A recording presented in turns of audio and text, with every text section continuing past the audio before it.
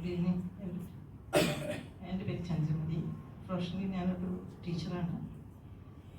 Edathodi films private ലിമിറ്റഡിൻ്റെ managing ഡയറക്ടറാണ് ഞാൻ. ഈ മൂവിയെ പറ്റി പറയുകയാണെങ്കിൽ മലയാളത്തിൽ നമുക്ക് ഒരുപാട് പ്രേതകഥകളും യക്ഷിക്കഥകളെ ആസ്പദമാക്കി എനിക്ക് നൂറുകണക്കിന് സിനിമകളുണ്ടായിട്ടുണ്ട്. വലുത് ചെറുതുമായ ഒരുപാട് സിനിമകളുണ്ടായിട്ടുണ്ട്. പക്ഷേ ഈ ഒരു പ്രമേയം, ഒരു നരബലി എന്നൊരു പ്രമേയം ആസ്പദമാക്കിയിട്ട് എനിക്ക് തോന്നുന്നു മലയാളത്തിലെ ആദ്യത്തെ സിനിമയായിരിക്കും കിരാതം. ഇത് നടന്നൊരു സംഭവമാണ്. ഇപ്പോഴും ഒരുപക്ഷെ നമ്മളൊന്നും അറിയാതെ സമൂഹത്തിൽ നടന്നുകൊണ്ടിരിക്കുന്നുണ്ടാവും ഇങ്ങനെയുള്ള സംഭവങ്ങൾ.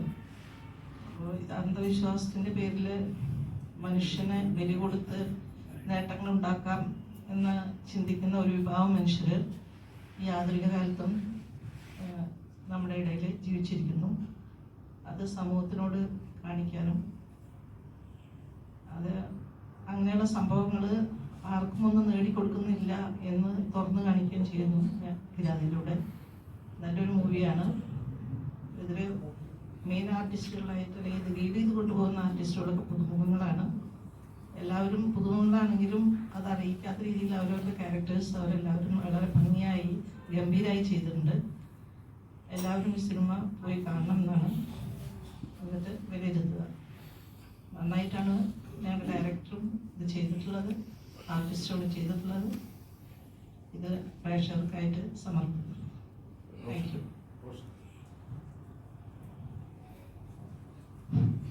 എൻ്റെ പേര് റോഷൻ കോന്നി. ഞാൻ കോന്നി നിവാസിയാണ്, പത്തനംതിട്ട.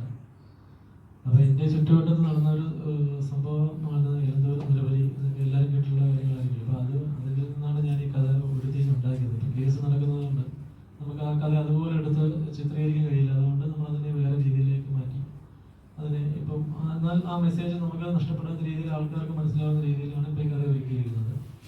ഇതിപ്പോൾ ജനുവരി 23-നാണ് നമ്മൾ റിലീസ് വെച്ചിരുന്നത്. ഈ നിത്യേട്ടൻ പറഞ്ഞ പോലെ ഡെവിൾസിൻ്റെ ഒരു പൂരമേളയായിരുന്നു ആ ഷൂട്ടിങ്. പല ഷൂട്ടിങ് നിന്നുപോയി. മഴ കാരണം ഷൂട്ടിങ്, വെള്ളപ്പൊക്കം ഉണ്ടായി. ആ സമയത്ത് ഷൂട്ടിങ് ചെയ്ത സമയത്ത് അങ്ങനെ ദുരന്തങ്ങളുടെ ഒരു മേളയായിരുന്നു ഇത്. പലപ്പോഴും പടം നിന്നുപോയതാണ്. ആദ്യം തന്നെ സാറ് പറഞ്ഞതനുസരിച്ച് ഒരാൾ ഇതിനകത്ത് നിന്ന് ചീറ്റ് ചെയ്ത് അദ്ദേഹത്തിൻ്റെ കുറച്ച് പണം നഷ്ടപ്പെട്ടു. പിന്നെ പുള്ളി വേണ്ടെന്ന് വെച്ചിട്ട് പോയി. പിന്നെ സാറിൻ്റെ ഒരു മനസ്സും അവരുടെ രണ്ടുപേരുടെയും താല്പര്യവും അവരുടെ ഫാമിലിയുടെ താല്പര്യം ഉണ്ടായി പടം വീണ്ടും നടന്നതും ഇത് ഇവിടെ വരെ എത്തിക്കാൻ പറ്റിയതും.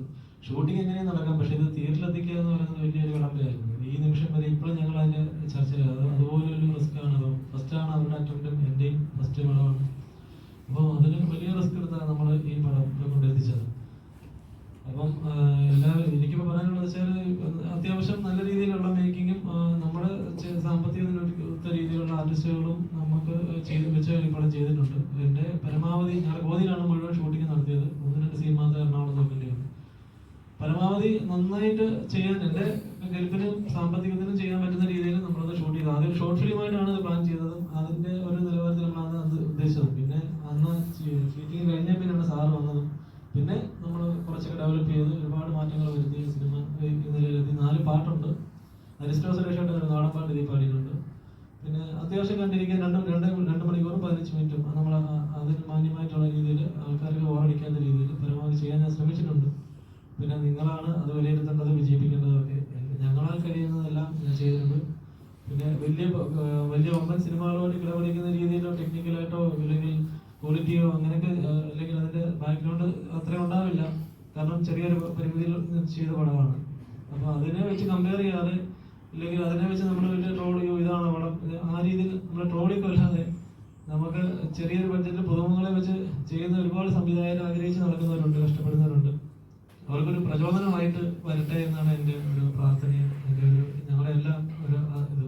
കാരണം ഒരുപാട് കുട്ടികളെ ഒരു വേഷത്തിന് വേണ്ടി ഒരുപാട് പേര് അവസരം തേടി നടക്കുന്നുണ്ട്. ഓഡീഷന് പോയിട്ടുണ്ട്.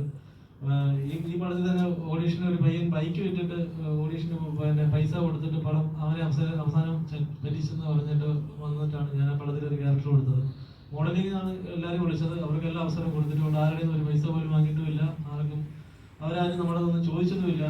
അവരെല്ലാം വീട്ടിൽ വന്ന് തങ്ങി വളരെ കഷ്ടപ്പെട്ട് ബുദ്ധിമുട്ടിയൊക്കെ ഒരു റൂം പോലും അവർക്ക് കൊടുക്കാൻ നമുക്ക് സൗകര്യമില്ല. അതിൻ്റെ ഉള്ള പരിമിതിയിൽ വെച്ചായി ഈ പടം നമ്മൾ ഷൂട്ട് ചെയ്ത് ഇത്രയും കൊണ്ട് എത്തിച്ചത്. പിന്നെ അത് സാറിൻ്റെ വലിയൊരു മനസ്സുകൊണ്ടാണ് ഇപ്പം അത് ഇത്രയും ബാക്കി കാര്യങ്ങളെല്ലാം അദ്ദേഹം നന്നായിട്ട് ചെയ്തു. മാഡവും ചേർന്ന് ഇപ്പോൾ റിലീസിൻ്റെ അവസരം എത്തിച്ചു.